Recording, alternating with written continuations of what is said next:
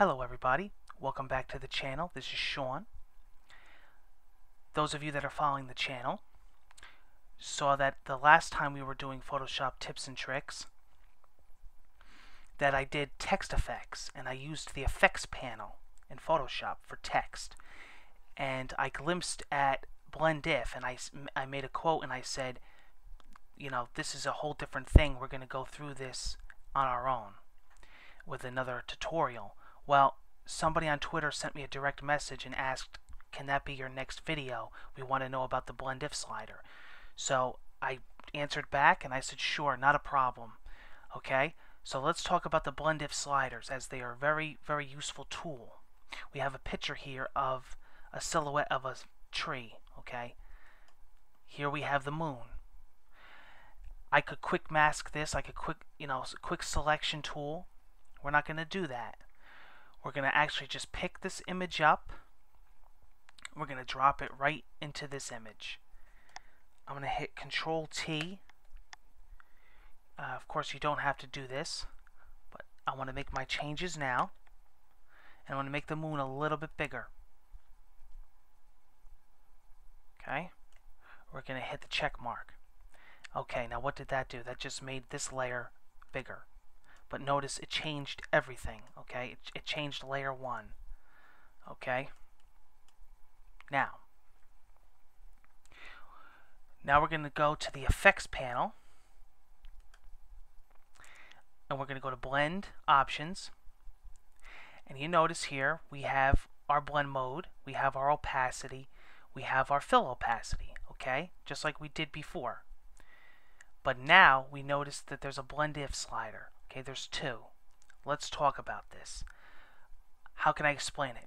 Well, what it's saying is blend if this layer, what is this layer? Layer 1, the moon. Blend if it detects any white in the layer, or blend if it detects any black. So we're going from the most blackest point to the mid-tones to gray, all the way to white. So what would happen if we start sliding the white slider over? Okay, it's starting to cut into the white. We don't want that. Okay, what happens if we start sliding into the black? Aha! Look at that. Now if you notice, if we keep going into the black, it's going to eventually get funky and it's going to cut into the moon. So when that happens, just pull back. Pull back until where it looks good. Right about there. Keep going. You know, you could fine tune it. So right about there. Okay. That's all fine now.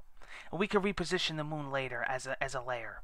We're not worried about that. We're not worried about placement.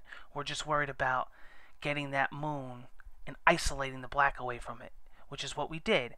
Okay, so what about the underlying layer? What about the trees? Well, underlying layer, okay? So that's your background. That's the silhouette of the tree. Same thing. Blend if it detects dark, black. Blend if it detects white. Let's try the white. Okay, starts eating away from the moon. Let's try the black, okay? Aha! That looks good. Okay, but watch this though. Now I'm going to close this out. Okay, and we're going to zoom in.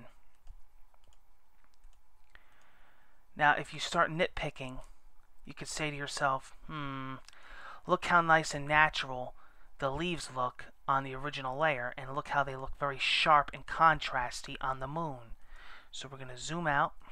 That's okay. We're going to go back to the effects panel. We're going to go back into blending options, and we're going to split this color, this slider. Why is that? Think of it this way. Photoshop is saying blend if black, blend if white, but it's such a direct blend. It's saying if it's black, it's going to get blended. So what you want to do is, to fine tune that, you want to hold Alt or Option, depending on if you're on a Mac or PC, and you want to split the slider. And watch this. Okay. Now it's probably not picking up on YouTube, but what it's doing is it's actually finessing and softening the black on the moon. What does that mean? How does it do that? Because you're telling it to somewhere in between the black and the end of this next slider, it's telling it, well, split that into these two colors. So it's somewhere in between that black slider. It's just fine-tuning it. Okay? So, let's hit OK. Let's zoom out. Now we can actually place the moon wherever we want. Okay? And you can start doing some really crazy things here. Alright? You can start doing like composites and stuff without worrying about doing a quick selection on your layer. So that looks kind of neat. And then you could, depending on the image, you could do your cropping or whatever you want to do to fine-tune the image. Okay. Let's go into that one more time to show you something here. Blending options, blend if, okay. There's also colors too. So you can get really, really involved depending on if there's other colors in your image and layers, and now you're starting to get involved with color blending. But this is basically using the gray blending slider. That should do most of your editing right there. And remember, this layer, meaning the layer that you're on, in this case it's the moon layer, blend if black. Remember we had all that black border? See, we had all that. Okay, we're going to pull in, blend if black. If we go too far into the moon, we can pull back. Okay, blend if white. And then the underlying layer, which would be the tree. Okay, blend if black. Okay, so the tree starts to pull in. Don't pull in too much because it will start to go into the moon. So you want to pull back. And like I said, if you want to fine-tune that and soften that, you're going to tell Photoshop, okay, split the slider, and then you could fine-tune it and you could soften those blacks. Because you're telling Photoshop's blend if slider, well, I'm not necessarily sure where the second slider should be, so I'm going to split it and I'm going to estimate it. Okay? And those are the blend if sliders. Mess around with them and tell me what you think of them. Try to follow this tutorial, and we will see you back on the next video. Take care.